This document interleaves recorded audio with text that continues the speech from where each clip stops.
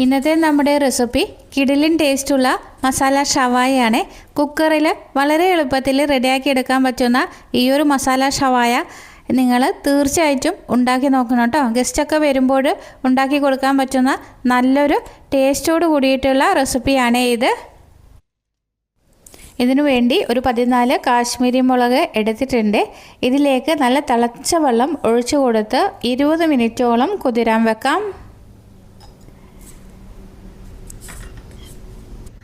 ഇനിയൊരു മിക്സിയുടെ ജാർ എടുക്കാം. അതിലേക്ക് 20 ചെറിയ ഉള്ളി ഇട്ട് കൊടുക്കാം.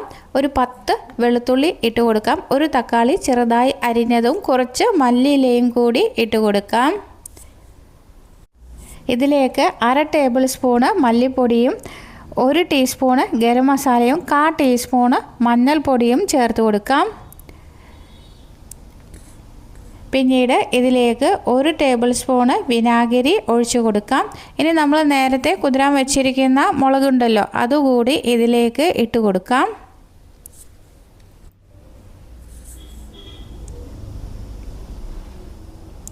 ഇനി ഇതിലേക്ക് ഒരു 2 ടേബിൾ സ്പൂണോളം വെള്ളം ഒഴിച്ചു കൊടുത്ത് നന്നായിട്ട് അരച്ചെടുക്കാം.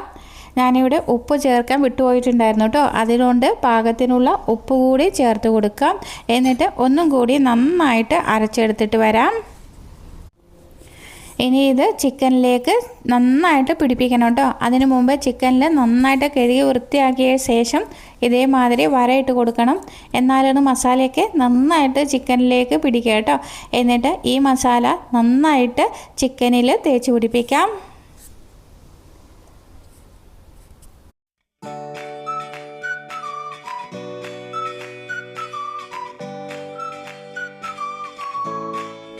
ഇങ്ങനെ നമ്മൾ മസാല തേച്ച് വെച്ചിരിക്കുന്ന ചിക്കൻ ഉണ്ടല്ലോ, ഒരു 4 മണിക്കൂറോളം ഫ്രിഡ്ജിൽ വെക്കണം കേട്ടോ. അപ്പോഴാണ് മസാലയൊക്കെ നന്നായിട്ട് പിടിക്കുക.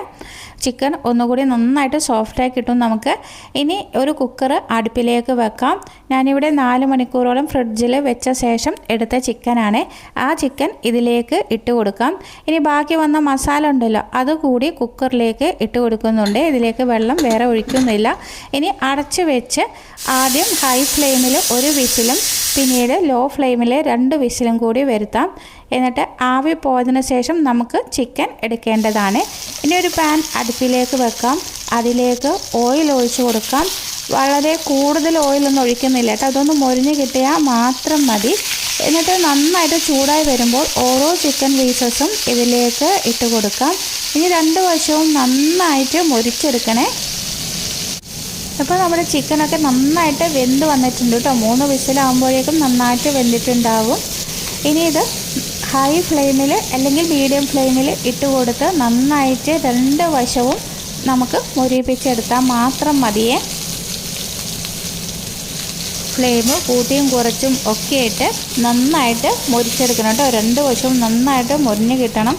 ഇപ്പോൾ ഒരു പീസ് നന്നായിട്ട് ഇവിടെ റെഡിയായി വന്നിട്ടുണ്ട്. അത് ഒരു പ്ലേറ്റിലേക്ക് മാറ്റി കൊടുക്കുന്നുണ്ട്. ഇതേമാതിരി തന്നെ ഈ 2 പീസസ് കൂടി നമുക്ക് റെഡിയാക്കി എടുക്കണം. ഞാനിവിടെ 1 കിലോ ചിക്കനാണ് എടുത്തിരിക്കുന്നത്. അത് 4 വലിയ പീസസ് ആയിട്ടാണ് കട്ട് ചെയ്തിരിക്കുന്നത്. ഇപ്പോൾ ഈ 2 പീസസ് കൂടി നമുക്ക് റെഡിയായി വന്നിട്ടുണ്ട്. അതുകൂടി ഒരു പാത്രത്തിലേക്ക് മാറ്റി കൊടുക്കാം. ഇനി ഈ പാനിലേക്ക് തന്നെ കുക്കറിൽ കുറച്ച് മസാല ഇരിപ്പുണ്ടായിരുന്നു, അത് ഒഴിച്ചു കൊടുക്കാം. ഇതൊന്ന് കുറുക്കിയെടുക്കാം. വല്ലാതെ ലൂസായിട്ട് കിട്ടേണ്ട ആവശ്യമില്ല കേട്ടോ. ചിക്കൻ്റെ മുകളിലേക്ക് ഒഴിച്ചു കൊടുക്കുന്നതിന് വേണ്ടിയിട്ടാണ്.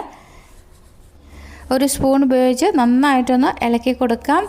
ഇനി നമ്മൾ നേരത്തെ മാറ്റി വെച്ചിരിക്കുന്ന ഫ്രൈ ചെയ്ത ചിക്കൻ ഉണ്ടല്ലോ, അതിൻ്റെ മുകളിലേക്ക് ഈ മസാല നന്നായിട്ട് തേച്ച് കൊടുക്കാം. അങ്ങനെ നമ്മുടെ ടേസ്റ്റി ആയിട്ടുള്ള മസാല ഷവായ ഇവിടെ റെഡിയായി കഴിഞ്ഞിട്ടുണ്ട്. വളരെ എളുപ്പമല്ലേ ഉണ്ടാക്കിയെടുക്കാൻ. നിങ്ങൾ ഇത് തീർച്ചയായിട്ടും ഉണ്ടാക്കി നോക്കണം കേട്ടോ. നല്ല ടേസ്റ്റാണ്. ഈ ഒരു റെസിപ്പി നിങ്ങൾക്ക് ഇഷ്ടപ്പെടുകയാണെങ്കിൽ ലൈക്ക് ചെയ്യാനും നിങ്ങളുടെ ഫ്രണ്ട്സിനും റിലേറ്റീവ്സിനൊക്കെ ഷെയർ ചെയ്ത് കൊടുക്കാനും മറക്കരുത്. പുതുതായി ഏതെങ്കിലും കൂട്ടുകാർ ചാനൽ കാണുന്നുണ്ടെങ്കിൽ ചാനലിൽ സപ്പോർട്ട് ചെയ്ത് സബ് ചെയ്യാനും കൂടി മറന്നു പോകരുത്. വലത്തുവശത്ത് കാണുന്ന ബെല്ലൈക്കൺ ക്ലിക്ക് ചെയ്ത് ഓൾ എന്ന് പ്രസ് ചെയ്താൽ മാത്രമേ ഞാനിടുന്ന അടുത്ത വീഡിയോയുടെ നോട്ടിഫിക്കേഷൻ നിങ്ങൾക്ക് ലഭിക്കുകയുള്ളൂ. അടുത്ത നല്ലൊരു വീഡിയോയുമായി വീണ്ടും കാണാം. Thank you for watching. Bye bye.